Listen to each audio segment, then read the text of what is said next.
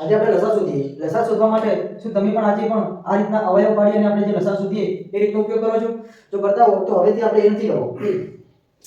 જ્યારે આ સંખ્યાઓનો આપણે લસા શોધવો હોય તો સૌથી મોટી સંખ્યા જોવાની. સૌથી મોટી સંખ્યા કઈ છે ભાઈ? 30. તો 30 ને 2 વડે ભાગી શકાય? હા. 3 વડે ભાગી શકાય? હા. 5 વડે ભાગી શકાય? હા. 15 વડે ભાગી શકાય? હા.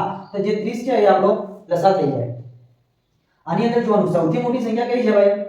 18. તો શું 18 ને 3 વડે ભાગી શકાય? હા. 6 વડે ભાગી શકાય? હા. 15 વડે ભાગી શકાય? ન ભાગી શકાય. તો 15 ને ફરી બે અવયવની અંદર લખવાના. તો 15 એટલે ભાઈ 5 ગુણ્યા 3. આમાંથી 5 વડે ભાગી શકાય? ન ભાગી શકાય. 3 વડે ભાગી શકાય? ભાગી શકાય. તો જે વધ્યું હોય બંનેનો ગુણાકાર કરવાનો. તો કેટલા વધ્યા ભાઈ અહીંયા? 5. તો 18 પંચા કેટલા થાય? 90. તો એ હોય આપણો લસા.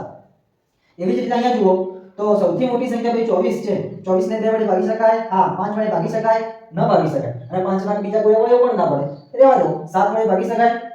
ન ભાગી શકાય. તો 24 ના અવયવ શું થશે ભાઈ? અરે લસા શું થશે આ સંખ્યાનો?